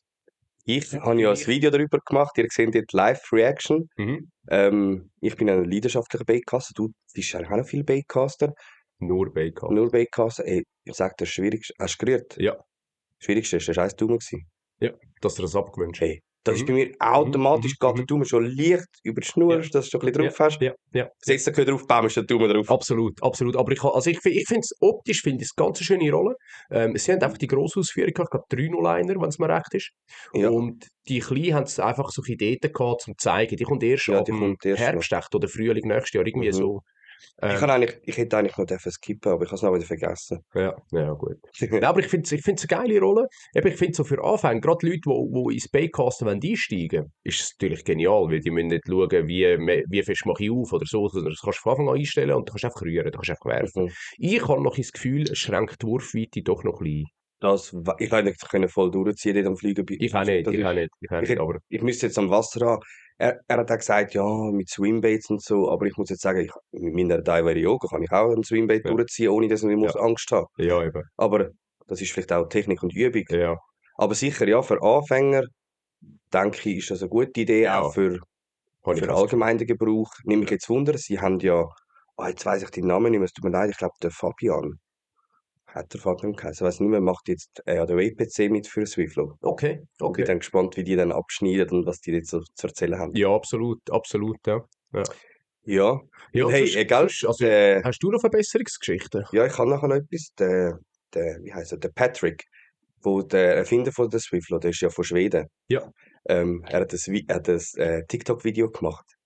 Das hat über 1,5 Millionen Aufrufe, okay, wie ich für den Swiflo rühre und dann darauf reagiere. So okay, lustig. okay, geil, Das geil. muss dann einen nächsten Tag mal noch reposten. Ja, Das das ist ist eine gut. Geschichte. Ja, das ist gut. Ja, ich habe noch etwas, und zwar das Flügelfischerbecken. Das ist meiner Meinung nach auch ein bisschen an einem falschen Ort gewesen. Ich weiß nicht, wie es Fliegerfischen war, aber ich habe ein paar Mal beobachtet, wenn sie da ihre Wurf gemacht haben oder ihre Präsentationen, sind sie entweder oben in den Banner hängen geblieben, Ja, das haben stimmt, ja. irgendwelche Besucher Ja. abgeschossen, weil sie einfach wie Weil den sie Platz nicht einfach, gehabt haben. ja, sie haben einfach hinten nicht genug Rückenfreiheit gehabt. Ja, nebst dem haben sie, Entschuldigung, für mich, meines Empfinden sehr viele Präsentationen gehabt. Und ich, wo auch unterwegs bin mit der Kamera, wo angewiesen bin auf Ja. einen guten Ton, ich habe irgendwie immer so Viertelstunden-Slot gehabt, wo sie nicht geredet haben, Ja. weil sonst ist es auch hure laut gewesen. Egal, wo du gewesen bist, du hast das immer gehört. Ja, Im Hintergrund. das stimmt. Das hat mich wirklich gestört. Ich habe durch das eben auch hure viel müssen warten und habe gemerkt, jetzt, dann bin ich dort zum nächsten Laden gesetzt und gesagt, hey, jetzt haben wir einen Viertelstunden-Slot, jetzt müssen wir. Weißt du, so ein bisschen, Ja. das müssen wir wirklich anders lösen. Auch, ich habe jetzt keine gerade eine sponti Idee, aber so Sicht vom Filmer ist die Box viel zu laut gewesen. Ja. Okay. Das ist noch etwas gewesen. Sonst, nein, hey, ich habe schon gehört, das haben sich schon mehr Brands angemeldet für nächstes Jahr. Ja, das war ja so geil gewesen, gell? Wir am Aufräumen dort am Sonntag, gestern Abend, und nachher sind wir rausgelaufen, und die Gesi, und alles gut und so, und der Deutsche, ja, wir kommen nächstes Jahr wieder, können wir gleich reservieren, wir wollen aber mehr Quadratmeter, können wir 100 haben? Ja. Neben dran gestellt und dachte, willst du mich eigentlich verarschen, Mann? Ja, aber gell, wenn es so läuft wie das Jahr, dann lohnt sich's. Ja, natürlich lohnt sich, aber gell, du musst das Material hinschleifen, du musst das Organisatorische machen, Das ist doch, du brauchst Leute, ja, und aber alles eins ist drum doch und das dran. gleiche, glaube ich. Ja, logisch. Am Ruhile ist es ja gleich, das mache ja ich. Eben. Ja. Nein, Hey, aber aber sonst, ich noch einen Shoutout, sorry, ich weiss, Fish Explorer und HR, der Ecke dort, ich finde, die haben einen huere geilen Stand gemacht. ja, voll. So mit dem, in der Mitte, mit dem Holz und der Ja. Kiste, das hat mir mega gefallen, Ja, wie sie mit das dieser jetzt Theke in der Mitte mit dort. Topi zusammen dort Ja. und so, das haben sie auch schön gemacht. Ja. Was ich mega krass gefunden habe, ist, der Fish Explorer hat ja noch ein paar Fische dort gehabt. So die Plastikfische, weißt du? Aus dem 3D-Drucker. Ah ja. Die hat sich anscheinend verkauft wie warme Weckli. Hey, ja, wirklich. Abartig. Ich war ja da Hausmesse gsi vom Hebeisen, da haben mich ja der Marc Buser eingeladen gehabt. Ja. Ich sagte, hey, kannst nicht kommen und das Video machen. Und dann hat er gesagt, eben meine Kamerafrau hat müssen arbeiten, okay, ich probiere es das erste Mal selber, es ist so semi gut gegangen. Und dort sind sie das erste Mal da gewesen. Und der Flo hat mir dann auch von diesen paar gegeben, dort hat er nur die Kleinen gehabt. Und ich dachte, was mache ich mit diesen Dingen? Ja. Aber sie sehen eben schon noch geil aus, wenn du so Sie ausstellst. sehen geil aus, sie bewegen sich auch geil und so, aber kannst keinen Haken dran machen, nichts. Und anscheinend haben ein paar Leute wirklich gefragt, hey, und wie mache ich da den Haken dran? Wie Hey. drücke ich den? Wirklich? Nein, also, ja. Ich kann nur sagen, ich habe den Stand richtig cool gefunden. Ja. Haben wir, Ich habe noch ein Thema da zu der Sportfischermesse. ja. Und zwar hat der Gesi ja, wo er bei uns war, also der Gesi und der Ralf, gesagt, hey, fragt mal was für ein VIP das ihr euch wünscht für die Sportfischermesse 2025. Und bevor jemand jetzt reinschreibt, Dustin Schöne, kann ich schon mal den Wind aus den Segeln nehmen, dass der Dustin Schöne kommt. Ich habe mit dem Stefan Breu einen sehr guten Kontakt. Er ist ja der Geschäftsführer von BKK. Und er hat gesagt, dass der Dustin kommt in die Schweiz, das ist gleich 0, Ja, 0, ich 0, eben auch 0, das Gefühl. unter 0. Also für ihn lohnt sich das fast nicht, nebst dem er terminlich sehr, sehr, wie sagt man, eingespannt ist, ausgelastet. Ja. Also ein freier Termin, finde ich, dass ein Dustin kommt, wird schwierig. Also, ich würde sagen, wir machen die Umfrage mit dem VIP über unseren Insta-Kanal. Können wir, ja. Möchte aber gleich noch auf Spotify die Umfrage machen, wie habt ihr die Messe gefunden? Ja, ich kann ja einfach einen Kommentar schreiben, wie ihr die Messe gefunden habt, wie ihr sie Also erlebt habt. in die Kommentare müsst ihr es unbedingt schreiben, was ihr davon haltet, oder auch, wenn ihr Verbesserungsvorschläge habt natürlich. Wir geben die gerne am Gesi und am Ralf weiter. Denke, wir werden nächstes Jahr um diese Zeit wieder da hocken. Bei der Episode 500 oder so. Ja. Wenn der Podcast weiter so eine Hörerschaft, also wir haben ja eine richtig grosse Stammhörerschaft, kann man schon sagen. Ja, das ist Und geil. wir haben immer Zuwachs und wenn es so weitergeht, hey, das wäre Bombe. Ja, voll. Genau. Ja, das wäre es eigentlich von mir aus gesehen. Für mich so ein bisschen. Okay, du hast zwar noch Ausblick reingeschrieben. Nein, das habe nicht ich hier geschrieben. Habe ich das geschrieben? Ich glaube, das meine ich mehr nur. Das löschen. Ja, Messe. Gehst du noch an eine Messe, Nico? Hey, ja, Friedrichshafen. Maximus wird dort wieder vertreten sein in Friedrichshafen. Ich werde auch dort sein. also als Helfer das mal, an der Aquafisch. Wir werden unsere Hoodies sicher dort haben, wir werden wieder 1000 Routen dort haben, wir werden Rollen dort haben. Köder haben wir keine dabei dort, das ist wirklich nur ein Maximusmess. Ja, ich werde sicher Samstag, Sonntag in Friedrichshafen sein. Es Die- ist vom 8. bis am 10. März, für Genau. die sich jetzt gefragt haben, oder die jetzt nicht auf die Schweizer Sportfischermesse kommen haben können, weil irgendwie Fasnacht oder Skiferien. Geht doch Genau. auf Friedrichshafen, es ist wirklich nicht weit von da. Ja. Ähm, Und sie ist ja auch okay. Haben wir ja schon vorletztes Mal darüber berichtet. Sie ist okay. Sie ist jetzt nicht mehr so bombastisch. Also ich weiss nicht, wie sie das Jahr wird. hey, ich habe gestern schnell gegoogelt, hast du ein Ausstellerverzeichnis gefunden? Ja, Ich bin- keine Ahnung. Ich habe kein Ausstellerverzeichnis gefunden, ich konnte eigentlich schnell schauen, eben, dass ich es heute könnte da anteasern, Ja. aber sorry Leute, ich habe keinen gefunden. Kein Ausstellerverzeichnis, ich weiss Also wenn jemand von euch das Ausstellerverzeichnis kennt, geht der Link unten im Beschreibung unbedingt. bitte. Damit auch andere noch schauen können, die wollen. Ich würde auch gerne schauen, wenn ich dazu komme. Aber ich glaube, so in einem Monat wird jetzt das ganze Puff da mir auch aufgeräumt haben. Von dem her, also ich hoffe es. Ja, ich denke, ich komme auch auf Friedrichshafen. Ich weiss zwar noch nicht wann, Sehr ich schön. bin, Ja, schauen wir ich jetzt kann, zusammen. eben, das ist eine von diesen Einladungen, die ich Ja, bekomme, das ist um gut. unbedingt. Ja, Aber ja, ich will kein Video machen, ich will glaube privat dort ja, sein. ja, das ist gut. Gut. Und dann, ich gehe glaube auf Berlin im Fall. Ich bin das Jahr auf Berlin eingeladen worden. Wann ist Berlin? Ende November, Anfang Ende Dezember. November. Ich gehe, wenn ich kann, lieber Dani, ich brauche am Freitag frei, dann würde ich gerne am Freitag gehen. Wir haben mit Majorfish sind wir am schauen, dass wir eventuell im 25. auch teilnehmen Ah, krass. in Berlin, aber steht alles nicht in Sternen. Okay. Friedrichshafen haben wir auf jeden Fall 120 Quadratmeter Fläche. Haben wir Riesig. fast dreimal so groß wie jetzt. Ich weiss, ich habe den Stand gesehen, der Felix hat mir sein Haben wir Team gerade gezeigt. noch, haben wir gerade noch Schippen mehr, ja, genau. Ja, es wird heftig. Ich glaube, euer Stand wird richtig heftig. Ja, ich hoffe es, muss. Es, Wirklich. also es würde sich lohnen, wenn ihr Majorfish und Maximus wollt unterstützen um auf Friedrichshafen zu kommen. Ja, Richtig geil eingerichtet. Ich will jetzt da noch nicht schon zu viel leaken, aber ich Ja. habe euren Stand gesehen. Perfekt. Ich weiss. Ja gut, dann würde ich sagen, haben wir das Thema abgeschlossen und wechseln in die nächste Rubrik zum Thema News. News. Und ich fange an. Ja, Ich habe mich kurz und knapp. Mhm. Ich habe eigentlich ein Thema.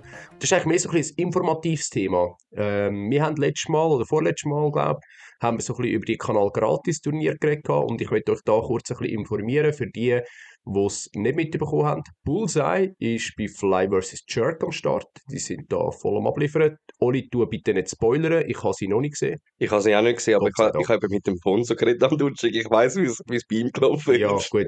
Tu nicht spoilern. Gut. Okay. Ich möchte euch schon informieren, eben Fly vs. Jerk, der Start war am 10.2. gewesen. Dann Purge Pro, das Barsch-Turnier, startet am 21.06.24 und Sander Pro startet am 2. Oktober 2024. Einfach so für euch, dass ihr die Termine mal fett könnt anstreichen könnt, damit ihr die Starts, die Auftakt-Turnier mitbekommt. Und ja, so hat das Warten auch irgendwann mal ein Ende. Genau. Meldet ihr euch mal für eines von diesen Turnieren an? Wir sind am Diskutieren, also ich werde jetzt sicher eben am Toppis-Turnier mitfischen, am 2. Juni. Ich habe es immer falsch gesagt im Podcast, ich bin vom Robin noch darauf aufmerksam gemacht worden, sorry, draussen. Es ist nicht am 1. Juni, es ist am 2. Juni, das ist ein Also der Sonntag, Ja, gell? im Nicht der Kalender, Samstag. nein, im Kalender habe ich es aber richtig eingetragen, aber es ist am 2. Juni, genau. Sorry Robin an dieser Stelle und danke für den Hinweis. Und hey, Ja, und gerade schon mal zum euch heiß machen, wir werden über das Turnier noch reden. Der Robin wird Ja. zu uns im Podcast Genau. kommen. Das Datum ist zwar noch unklar, er wird sich bei das dir haben wir eigentlich- melden. das haben wir eigentlich auch noch fixen, hä? Oder was? Ja. Ich habe mit ihm geredet, er wird sich bei dir selber, melden. Geil, perfekt, super. Ja, auf jeden Fall zurück zu deiner Frage, wann melden wir uns für so ein Turnier an? Wir sind in Diskussionen mit so ganzen Geschichten. Die Frage ist so ein bisschen halt, wer schickt es hin? Weil es sollte schon jemand sein, der das Social Media lebt, Mhm. wo auch ein bisschen zu Schlag kommt damit, wenn er da wirklich voll im Rampenlicht steht und vor allem halt auch, ja, wo eine Person ist, die das gut kann und gut kann erklären. Weil wir wollen nicht einfach einen hinschicken, es kann gut und nicht gut rauskommen und das wollen wir eigentlich auch nicht unbedingt riskieren. Von dem her, ja, es ist ja nicht so, dass wir nur Assis bei uns haben, überhaupt nicht, aber ja, es soll auch gleich eine Person sein, die passt. Und das sind wir jetzt ein bisschen am eruieren. Und dann, wenn wir das mal haben, wenn wir da mal 1, 2 Nasen haben, die das könnten, würden und wollen machen, dann ja, werden wir mal schauen, welche Turniere das in Frage kommen. Ja. Genau. Ist eigentlich auch so eine Turnier die Sprache vorgegeben, habe ich mir jetzt gerade gefragt. Hey, ich glaube, es kommt darauf an, bei welchem. Ich glaube, bei diesen Kanal-Gratis-Turnieren ist, glaube einfach Englisch vorgegeben, meinte ich. Aber Okay. gerade so ein YPC ist, glaube Deutsch oder Englisch. Englisch haben sie abgeschafft. Haben sie abgeschafft? Weil, also sie haben es ja dort beim YPC Bass gemacht und es hat ja viele deutsche Brands gehabt, die mitgemacht haben, die haben so schlecht Englisch geredet. Oder einfach auch die Resonanz von der deutschsprachigen Community ist gewesen, hey, wieso auf Englisch? Ja. Wir verstehen es nicht. Ja. Und darum haben sie, glaube ich, auf. Okay. Es ist jetzt auch gestartet, übrigens. Das wäre Ja, eine voll. Mini-News. Ist schon die 2 Folgen gestern rausgekommen. Hast du die erste gesehen? Nein, ich habe es noch nicht. Die erste habe ich gesehen. Okay. Redet es Englisch oder Nein, Deutsch? Deutsch. Gell, eben, sie haben Ja. es auf Ja. diese, Ja. auf die Folge geändert. Genau. Okay. Ja, hey, das wären meine News gewesen. Oli, ich übergebe dir das Wort. Du hast schon Ja. angefangen, YPC Bass ist gestartet. Genau, die 2. Folge ist gestern so. Ich habe sie noch nicht geschaut, nicht mal die erste. Ich tue mir einmal die Sachen ein bisschen sparen. So Ja, ein das ist bisschen, gut. nicht gerade schauen, wenn es gerade rauskommt. Ja, da kannst du dich sammeln. Das habe ich. Einfach noch schnell eine Klammerbemerkung. Viele hören unseren Podcast, gerade wenn er rauskommt, Klammern zu. Geil, Krass. geil. Ja, Ich siehst tue mir eben so Sachen immer ein bisschen siehst auch aufsparen. in den Insights im Fall. Mhm. Hey, dann News, die noch vor der Schweizer Sportfischermesse rausgekommen ist. Ja, Mann. Und der Mitch wird Toppis oder hat Toppis verlassen. Am Sonntag seinen letzten Einsatz gehabt für Mhm. Toppis. Mega schade. Er ist zu mir gekommen mit dem Jörg und er ist zu mir in den Stand gekommen. Da sagt Jörg, hoi, gib mir die Hand. Der Mitch, hoi. Er hat gesagt, dir sage ich nicht mehr hoi. Da sagt Jörg, ja, das sage ich dir auch nicht hoi. Ja, nein, ist mega schade. Ich habe noch ein bisschen mit dem geredet an der Messe. Du wahrscheinlich auch, nehme ich an. Nein, ich bin vorher okay. dazu gekommen. Mal, ich habe noch ein bisschen mit ihm geredet. Und du, gell, es ist halt, es frisst Zeit und je nachdem kann es halt auch Motivation fressen, wenn du dann in die Läden reingehst. Und er hat ja eigentlich so ein bisschen, ja, wie soll ich sagen, den Sales gemacht Mhm. in den Läden. Und ja, du bist sicher, also nein, nicht sicher, es ist ein anstrengender Job. Du hörst viele Sachen, die vielleicht nicht willst oder nicht sollst hören und es frisst halt einfach Energie. Weil du musst liefern und du willst liefern, du bist überzeugt von diesem Produkt und es gibt Rückschläge und alles drum und dran und es frisst sehr, sehr, sehr viel Zeit und irgendwo hat er auch noch das Privatleben für mich absolut verständlich. Also, nicht, also verständlich, ja. Ich kann es nachvollziehen, dass er zurücktritt. Ist sehr schade, ist sehr ein cooler Typ, aber er ist ja nicht fernab vom Angeln, also wegen dem fischt er weiterhin noch oder vielleicht sogar noch mehr und hat jetzt auch mehr Zeit für Family Time, was ja auch sehr schön ist. Ja, ja. Hey, dann die zweite News, auch kurz vor der Messe, Stucki hat 2 neue Baits mit an die Messe mitgebracht. Ja. Gerade kurzer Drop, ist gerade kurz vorher gewesen. Die Pfeiler ist Ein Hecht. ein Hecht-Wobbler, Ja, genau. 130 cm. Ja. Schaut mein Video, der Ronny erklärt euch dort, wie das geht. Und der Hooker ist ein, Ah, den kenne ich nicht. den kennst du nicht, der ist auch ganz neu, auch ein Wobbler. Okay. Gerade kurz vorher rausgekommen. Weiter geht's mit neuen Baits. Toppis hat auch einen neuen Bait Yep, ein rausgebracht. Pintail. Ein Pintail, der Pinitius, 7 cm. Übrigens Robin. Ja? Du weißt. Aber ich glaube, der ist auf dem Jörg im Mist gewachsen, nicht? Ja, ich kann mehr will Jörg. Robin sagen.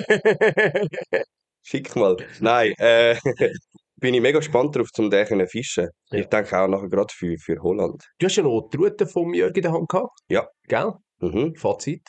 Der Jörg war mega kaputt am Samstagabend. Ja, ich habe gesagt, frag einfach nichts. Sag Ich mag nicht. nicht mehr. Auch völlig verständlich, auch nicht mehr viel mehr geredet. Mega ein cooles Stückchen. Mhm. Ja, lohnt sich zum Kaufen, wenn man gerade den Baitcast dazu tun. Ich habe schon meine Range. Darum Ja. nee, Ja. brauche ich sie nicht. Ja. Aber hey, mega cool. Das Design gefällt mir, die Ja, Aktionen gefällt mir. Ist eine straffe Route. Straffe Route, ja. Ja, cool. Hey, Swiflo haben wir vorhin schon viel erzählt, habe ich mir einfach noch aufgeschrieben gehabt. Ich finde, das ist auch so ein bisschen eine Neuheit hier in der Schweiz, Ja. wo jetzt ein bisschen rauskommt, wo ich gespannt bin, wie das weitergeht. Ja. Hey, das wären meine Updates gewesen, News. Cool. Sehr schön. Dann kommen wir doch zu der nächsten Rubrik. Entweder oder. Das hat niemand vorbereitet von uns.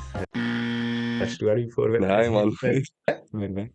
Das habe ich mich auch gefragt. Ja, nein, voll. Ich habe noch gedacht im Auto, fuck, komm, ich höre schnell. Die letzte Folge, die wir zusammen gemacht haben, wer da ist, dann ist es gechillt. Ja, komm, wir verschieben es aufs nächste Mal. Hey, Wir sind haben, uns wir nicht haben böse. jetzt schon Stunde 10 aufgenommen. Okay. Easy. Ja, und wir sind beide so verhangen noch von der Messe. Es ist. Hey, ich merke jetzt auch, ich glaube, es nimmt ein bisschen ab. Nein, ich bin voll im Arsch. Hey, ich auch. Also, ja, und wenn ich daran denke, was ich noch alles muss erzählen, dann schießt es mich. Also komm, wir gehen doch weiter zu der nächsten Rubrik. Der Ausblick. Genau. Hey, an dieser Stelle möchte ich geschwind vorab Danksagung machen. Ich möchte mich vor allem bei meiner Verlobten bedanken, dass sie diese Woche so geil gemanagt hat. Sie war diese Woche sozusagen alleine gewesen, obwohl ich vom Sonntag weg eigentlich daheim war. Hat auf das Kind geschaut, das auch noch krank war. Sie selber hat auch noch höhere Tempi gehabt, noch irgendwie 38,5, knapp 39 Grad Fieber gehabt. Sie haben mir den Rücken frei gehabt und hey, extrem, das ist unbezahlbar so etwas, dass ich so eine geile Messe durchführen bei meinen Jungs. An dieser Stelle danke dir viel mal. Rechne ich sehr, sehr hoch an. Kann ich da einfügen? Ich glaube, ohne unsere Frau im Hintergrund könnten wir auch nicht da den Ja, Podcast das ist machen. so. Habe ich das Auch, Gefühl, ja. Ja. ich würde auch Danke sagen, Manu. Ohne sie würde ich nicht können so ein geiles Ja. Messevideo machen, wenn sie nicht mit sich den Arm da halb abbricht, um mit dem Gimbal da mir hinten reinsäckeln. Ich glaube, man braucht, wenn du YouTube willst machen, wenn du so einen geilen Podcast willst machen, Ja. wie wir das machen, die Frau im Hintergrund, wo alles andere absichert. Brauchst Unterstützung. Ja. Unterstützung. Und es ist schön, dass wir auf so eine Unterstützung können zählen können. Ohne das geht es Hey, wirklich nicht. danke viel mal an dieser Stelle. Es klingt gerade mega kitschig, es klingt gerade mega klischee-mäßig. So, ja, ich habe etwas gut, ich bedanke mich jetzt, bla bla. Aber ist überhaupt nicht so Nein, gemeint. nein, Also ist aber es wirklich, es ist so. danke viel mal. Nicht zu guter Letzt, ich möchte mich auch noch bei meinem ganzen Team bedanken. Sie unterstützt uns da beim Podcast fleissig. Wo wir live waren am Sonntag, hat der Linus gerade eingeschaltet und geschaut. Mega. Danke auch viel mal meinem ganzen Team an dieser Stelle, dem Sam, dem Levi und auch am Linus natürlich. Nicht zuletzt auch den Deutschen, dass die so die Messe kommen. Grandios. Ja, es war einfach ein geiles Wochenende gewesen. Es ist trotzdem, dass so viel hindum halt nicht so optimal war, krankheitshalber und so, ist es doch ein bombastisches Wochenende. Hey, Szene lebt, habe Ja, ich es ist gemerkt, das geil, es ist Wochenende. geil. Also die Rückmeldungen sind einfach Hammer gewesen und ja, natürlich auch euch da aussen, hey, herzlichsten Dank, dass ihr uns auch so unterstützt mit den Kommentaren, die ihr macht, mit den Likes, mit allem drum und dran, mit dem Hören von Hey, unserem mit Podcast. Feedbacks, die man an der Messe Hey, bekommt, ich bekomme grandios. viele Nachrichten über Ja. auf Instagram, die sagen, Grandios, also einfach wirklich positive 1A. Feedbacks oder Ja. auch sagen, hey, könnt ihr noch auf das eingehen? Ja, genau. Und hey, das ist genau. mega cool, wenn es Ja. so Interaktion ist, das haben wir ja unbedingt wollen. Genau. Und gerade an dieser Stelle möchte ich da noch schön anfügen, zum Ausblick für die nächste Podcast-Episode. Wir haben zwar mal gesagt, wir machen keinen Ausblick mehr. Aber den machen wir jetzt. Ja, Ausnahmsweise den ist der müssen wir letzte. machen, den müssen wir machen, genau. Und zwar gehen wir in der nächsten Episode, in 2 Wochen, gehen wir auf eure Kommentare ein. Für uns schon in einer Woche. Wie? Für uns schon in einer Woche. Für uns in einer Woche, genau, für euch in 2 Wochen, gehen wir auf die Kommentare, die ihr bei unseren Episoden hinterlassen habt. Also das heisst, wir tun alle Episoden auch noch einmal durchhören. Machen uns Notizen dazu, wir werden auf die Kommentare eingehen. Wir sind auch gebeten worden, dass wir darauf können eingehen oder sollen eingehen. Der Punkt ist halt ein bisschen der, dass man bei Spotify nicht kann kommentieren, also nicht kann eine Antwort geben, wie bei Instagram. Nicht so wie bei Insta und Genau. Facebook, das ist bei Spotify nicht möglich, nur wir können dann einen eigenen Kommentar unten dran aber dann ist irgendwo zuoberst oder zuunterst. Das bringt dann wie... Genau, nachher siehst du einfach irgendwo 10 Kommentare von Fischverrückt, wo du dann immer siehst, es sieht auch bescheiden aus. Darum werden wir einfach eine Episode machen im gewohnten Ablauf und als Thema haben wir nachher die ganzen Kommentare von den vorherigen Episoden. Das werden wir dann regelmäßig machen. Also wir werden nicht regelmäßig in jeder Episode auf die vorherigen eingehen, sondern dass man irgendwo 4, 5 zusammennimmt, je nachdem wie viele Bücher es gibt, dass wir dann auch so eine Q&A-Folge machen, wo wir das Ganze so ein bisschen beantworten können. Ansonsten... Wer eine bessere Idee hat oder einen besseren Vorschlag, wie man auf das reagieren können, darf sich gerne uns anschreiben auf Instagram, auch im Podcast, wo auch immer. Genau. Und den Vorschlag anbringen. Wir sind noch offen für das. Das ist jetzt einfach die einzige Option, die wir so auch intern besprochen haben, Ja. die möglich wäre. Richtig. Und wenn ihr etwas gerade so wollt wissen oder eine Reaktion wollt, gerade direkt so, dann schreibt uns an per Unbedingt. Instagram, per Facebook, however. Und Facebook schreibt dann immer noch den Nico zurück. Für das bin ich schon ja, du bist zu alt, alt. in Anführungszeichen. Dabei Nein, bist zu du jung jünger als ich. geblieben. Ah ja, zu jung, genau, stimmt.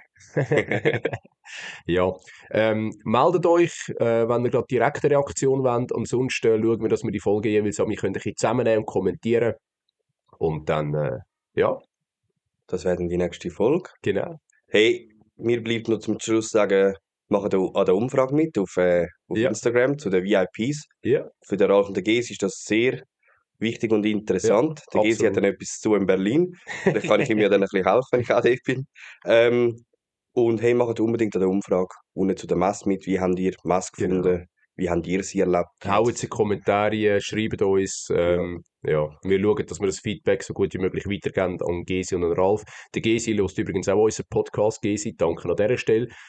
Du Hey. kannst gerne in 2 Wochen, denke ich, haben die meisten den Podcast wahrscheinlich mal gelost und ihren Kommentar abgeben. Hey, an dieser Stelle, glaube ich, sind wir durch. Ja. Und danke vielmals euch fürs Zuhören. Und hey, nochmal ein riesen Shoutout an Ralf und an Gesi. Ja, wirklich geil. Das ist nochmal Next Level Ja. gewesen, die Messe. Brutal. Ich gehöre nicht zum Orga-Team, aber ich habe selber mega Freude gehabt, dass das so geklappt Ja, worden ist. absolut. Die Messe muss so brutal sein, dass es gelangt hat, für ein BK zu essen. Richtig. Hey, wir sind draussen für heute. Ciao Hey, zusammen. ciao zusammen.